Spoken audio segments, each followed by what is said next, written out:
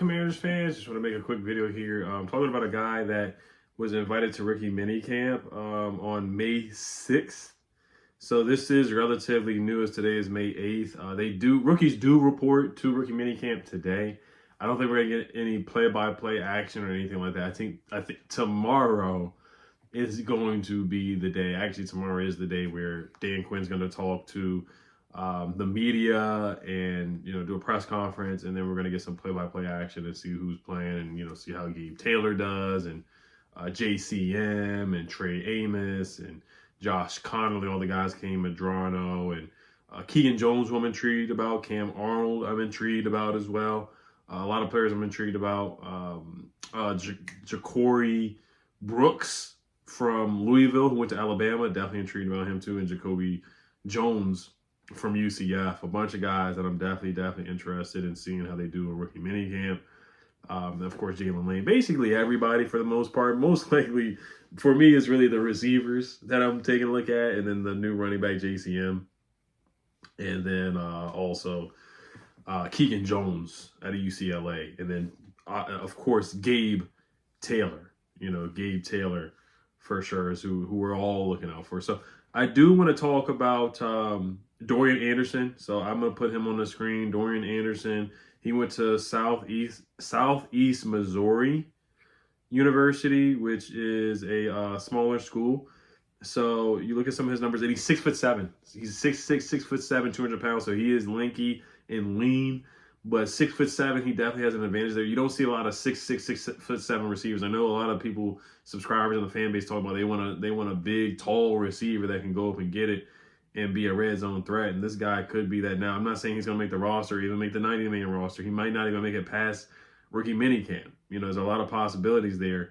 But I won't sleep on him, because you've seen guys come out of smaller schools. Like you look at Pierre Garçon back in the day. I think he came out of a D3 school and had a heck of a career with the Colts and the Skins. So you just never know. But this guy, Dorian Anderson, first team All Big South OVC wide receiver. Dorian Anderson has 5 100-yard receiving games this season and is fixing to become the first SEMO receiver to reach 1,000 yards in the season since 2019. He did get to 1,000 yards. He did make first team Big South OVC, and I believe that SMEO Southeast Missouri won their conference championship. There's a picture that I put up as well where he's holding up a trophy. But he had a darn good season, man. He really did. He had a darn good season. I'm trying to find his stats here, but he did end up with, let's see where he's at. He ended up with 67 catches for 1,011 receiving yards and 12 touchdowns, which is really darn good. Some of the pictures that I do show, there's not a lot of highlights I could find about him, but he does run past people. He ran a 4.6 40-yard dash, which is not great, but for a 6'7" guy, running a 4.6 40-yard dash is pretty solid. Just the long strides. And I think his game speed is a little bit faster than the 4.6 40-yard dash. He had a 33-inch vertical leap, which is solid. It's about average. It's about solid. Nothing too crazy. 80-inch arm wingspan, which is crazy, and a 10-foot 3-inch broad jump. 33 and a half inch vertical leap, which is all solid across the board. Nothing will wow you. They don't have an RES score for him. Now, he did go to the Titans Pro Day. He went to their local Pro Day, and they liked him enough to have him there and invite him. Now, I am going to read a quick write-up here, because there's no big write-up about the guy. But I will say, so one article says, meet Dorian Anderson, the massive wide receiver drawing attention. One standout name is SEMO states Dorian Anderson, a wide receiver from Oakland, Tennessee, standing at an imposing 6'7" and weighing 200 pounds. Anderson put together a breakout campaign in 2024, recording 67 catches, 1,011 yards, and 12 touchdowns. His blend of size and production makes him a unique prospect, particularly for a Titans team that currently lacks depth at the receiver position. So the scouting report, he has elite route running from a small school standout. Anderson's game is built on elite route running and a deep understanding of how to exploit defensive weaknesses. His ability to separate and find space and coverage makes him a consistent threat, especially in the red zone. While he has proven himself against lower-level competition, scouts remain curious about how his frame and skills will translate against NFL defenses, where physicality and speed are significantly elevated. So you can see him. He probably would get jammed at the line and whatnot, but in the red zone, he would definitely be a good threat. Just the catch radius of being 6'7", and just be a good possession receiver. Just say, hey, go up there and get it. Jaden, just throw the football up there and just go get it, because he has that mismatch. And you can see that in some of the highlights that I did see. I'll put down a link for some of the highlights that I was able to find for Dorian Anderson. Yeah, the write-up also says his height alone makes him a matchup nightmare, and if he can add strength and improve his skills, hold up against faster, strong competition, he might just carve out a role on an NFL roster. So nothing but good things from that write-up, except for just strength. Now let's look at some of his games, some of his numbers. He had 115 receiving yards and a touchdown against New Mexico State. He also played against Malott, the quarterback, Tommy Malott, who went to like Montana State or something like that. He had 8 catches, 127 yards, and 2 touchdowns in that game against them. Southern Illinois, he had 111 receiving yards and 2 touchdowns and 8 catches. Against EIU, he had 7 catches for 109 yards and 1 touchdown. And then against WIU, Western Illinois University, he had 5 catches for 116 yards and 1 touchdown. He had 2 touchdowns against Illinois State in the first round in the playoffs. They lost, but he had 4 catches for 81 yards and 2 touchdowns in that game. So he has a lot of production. 2023, he had about 114 receiving yards and 14 catches. So he really did break out that last year to pop out on the scene. But 6'7", you can't teach height. That's one thing you can't teach. You cannot teach 6'7". And it looks like the staff and the front office, they see something in this guy enough to invite him to minicamp just to give him a workout. And let's see if he does play well. He's got to beat out Jacoby Brooks. He's got to beat out, Jacory Brooks. He's got to beat out Jacoby Jones to even make it to the 90-man roster for a training camp. So it's definitely going to be an uphill battle. It's going to be an uphill battle for Gabe Taylor as well. It's going to be an uphill battle for Gabe Taylor just to make the 90-man roster. Honestly, if you had to put money on it, it's tough to really say that he's going to make the 90-man roster and say that he beats out even Keegan Jones. I think Keegan Jones has an advantage of making the 90-man training camp roster over Gabe Taylor. If you look at it, honestly.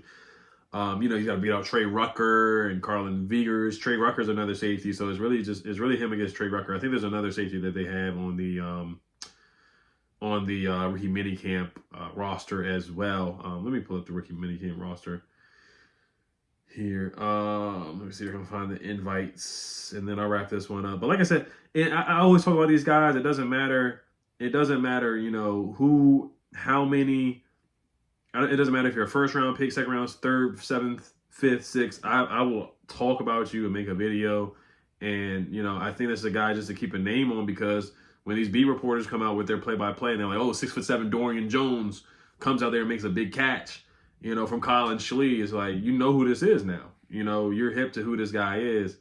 And, you know who this guy is you know who this guy is that is making big plays, and it's not a surprise. So, let me just pull up the roster. This is basically the rookie minicamp preview that I'm going to make here. And Commanders UDFA list. I'm just going to pull that up real quick. I know Hogs Haven has it. So here it is right here. Yeah, Jacoby Jones, Gabe Taylor, Keegan Jones, Carlin Vigers, Robert McDaniel. Yeah, so he's got to beat a Robert McDaniel, who they really like out of Jackson State. That's the other safety that they brought in here. And they signed him as a UDFA. Ricky Barber, defensive tackle. Tim McKay, the offensive lineman that they like a lot out of NC State. And then Fentrell Cypress, the defensive back out of Florida State that they brought into. Morris State is a camp invite out of Florida State, offensive lineman. Alex Cahoe is definitely going to make the 90-man roster, the linebacker out of UCLA. Jacory Brooks, the wide receiver out of Louisville, is going to make the 90-man roster as well. Probably even make the 53-man roster. And then Cam Arnold, the linebacker out of Boston College, is going to make the 90-man roster. DeAndre Jules, defensive tackle out of South Carolina. He was a rookie minicamp invite. And then Joseph Carter, offensive lineman out of Findlay, is a rookie minicamp invite as well. But like I said, this guy, Dorian Anderson, they just invited him 2 days ago. They probably invited him a couple days ago, but he accepted the invite. He may have gotten invites from other teams as well. So, but yeah, another writer for Dorian Anderson. Known for his exceptional route running and knack for creating separation, Anderson is a constant threat in the passing game.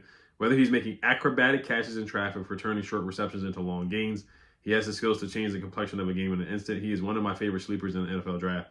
So that was written by, it doesn't say who wrote the article, but yeah, this is another person, another scout talking about Dorian Anderson. And he also did make the 2025 Dream Bowl. So he did make the 2025 Dream Bowl, and that's for smaller schools. He made the Dream Bowl All-Star game. So let's see. So this is held annually. This game provides an invaluable platform for athletes from Division II, Division III, and NAIA programs to demonstrate their skills in front of professional scouts, coaches, and football enthusiasts. And the Dream Bowl has even reached out to some major FCS and FBS prospects before the game. So that's it for Dorian Anderson and rookie minicamp preview. Like I said, I do want to see Colin Schley. I want to see the athleticism there from him. They're going to try him a wide receiver and also running back. He has a tryout as well, minicamp invite with the Ravens that he already went to and already had. So I'm intrigued to see how that went, and we'll see how it goes with Gabe Taylor, man. A lot of eyes are going to be on Gabe Taylor.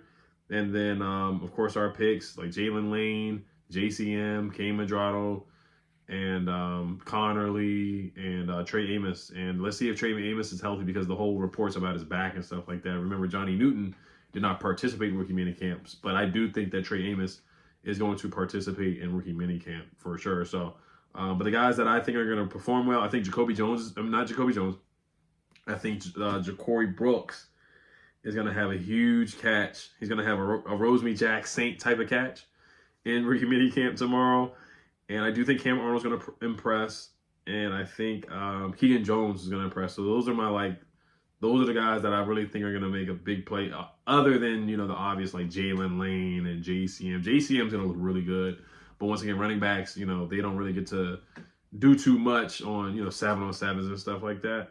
But I think the guys that are going to stand out, once again, Ja'Cory Brooks, Keegan Jones, and let's see with this tall guy, 6'7", Dorian Jones. Let's see what he does since he got an invite. So, all right, you guys let me know. Dorian Anderson is his name. Let's see what this guy out of Oakland, Tennessee, and went to Oakland High School and went to SEMO. He went to Shorter University before he went to SE. So that's hilarious. He's 6'7". He went to Shorter University. That's pretty funny. All right, you guys. As always, Hail the Commanders. Peace.